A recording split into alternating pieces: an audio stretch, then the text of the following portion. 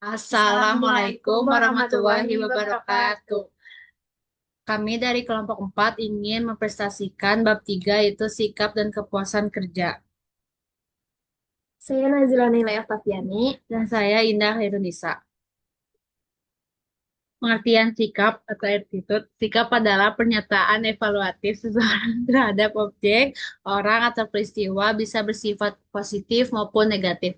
Sikap mencerminkan bagaimana seseorang menilai sesuatu, baik dari segi pikiran, perasaan, maupun tindakan. Menurut Festinger, terkadang perilaku dapat mempengaruhi sikap. Hal ini disebut disonansi kognitif, yaitu ketidaksesuaian antara sikap dan perilaku yang mendorong individu untuk menyesuaikannya agar rasa nyaman. Hubungan antara sikap dan perilaku dipengaruhi oleh pentingnya sikap, tekanan sosial, pengalaman langsung, dan relevansinya terhadap perilaku.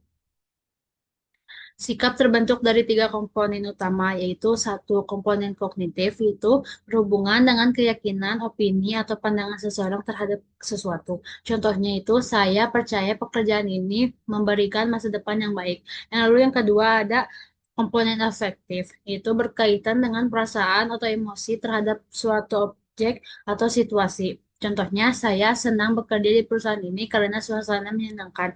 Lalu ada yang ketiga itu komponen perilaku, yaitu berkaitan dengan kecenderungan bertindak atau berperilaku terhadap sesuatu. Contohnya itu, saya akan terus bekerja keras karena saya menyukai pekerjaan ini.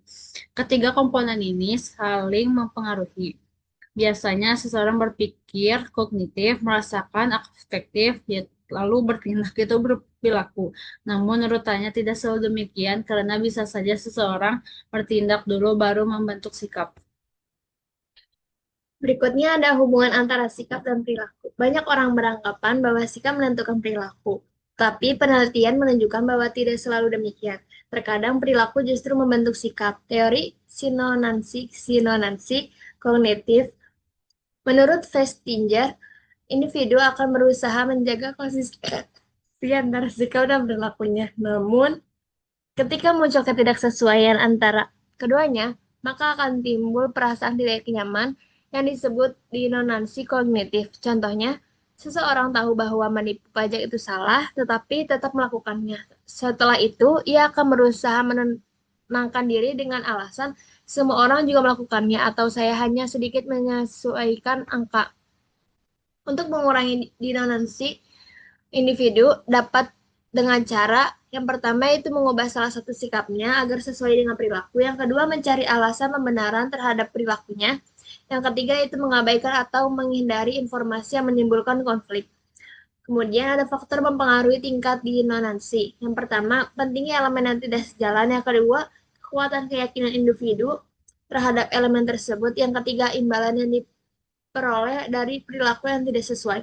Semakin penting sikap atau semakin besar pertentangan, semakin tinggi pula tingkat ketidaknyamanan yang dirasakan.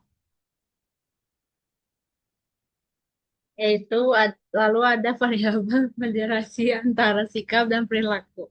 Penelitian modern menunjukkan bahwa sikap dapat memprediksi perilaku masa depan jika terdapat variabel-variabel penguat moderator seperti satu, pentingnya sikap itu bagi individu, dua, kesesuaian antara sikap dan perilaku yang diamati, tiga, ada aksesibilitas sikap, mudah tidaknya sikap diingat dan diterapkan. Empat, ada tekanan sosial, misalnya budaya organisasi yang kuat. Lima, pengalaman langsung individu terhadap objek sikap. Contohnya, seseorang yang sangat peduli terhadap kebersihan lingkungan, sikap penting, akan konsisten berperilaku menjaga kebersihan perilaku sesuai sikap. Sikap yang sikap kerja yang utama dalam organisasi. Sikap kerja merupakan bagian dari sikap umum seseorang yang berhubungan dengan pekerjaannya. Ada beberapa jenis sikap kerja utama. Satu, kepuasan kerja adalah perasaan positif terhadap pekerjaan yang muncul dari hasil evaluasi terhadap berbagai aspek pekerjaan. Dua, itu keterlibatan kerja. Itu menunjukkan sejauh mana seseorang mengidentifikasi dirinya dengan pekerjaan, berpartisipasi aktif, dan menilai kinerjanya penting bagi harga dirinya. Tiga, ada pemberdayaan psikologis.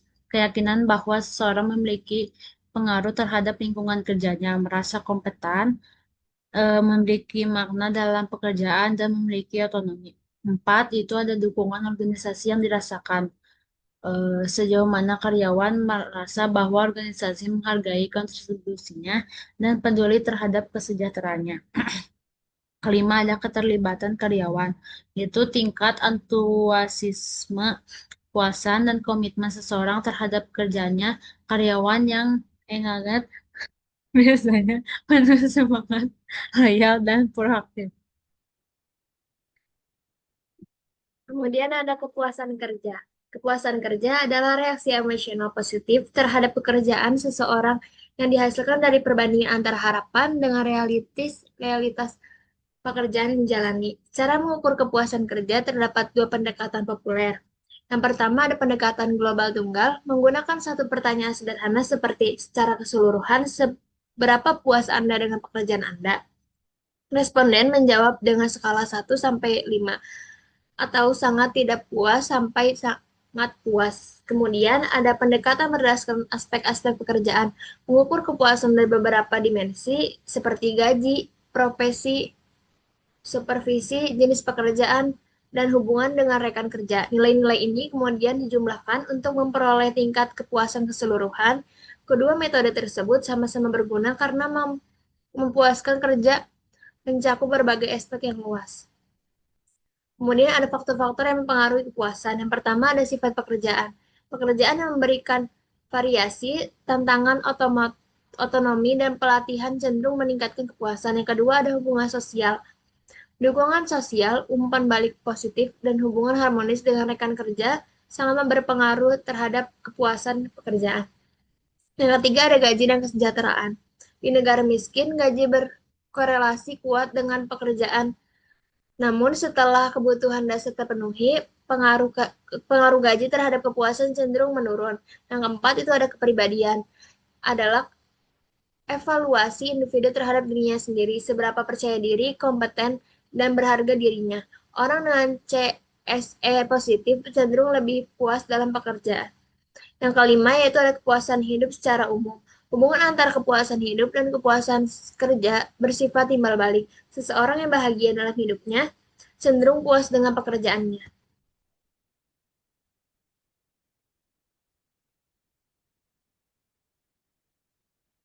Ini angapun.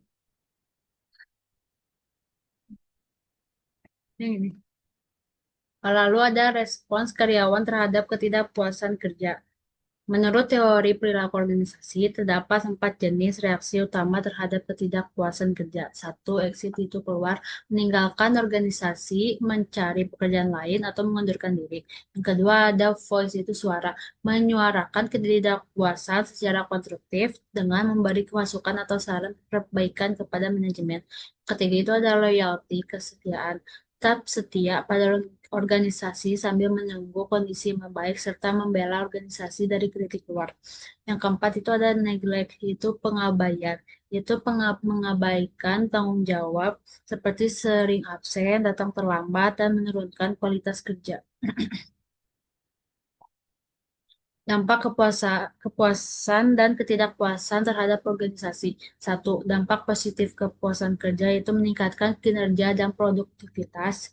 Lalu ada yang mendorong perilaku positif seperti membantu rekan kerja, organizational behavior.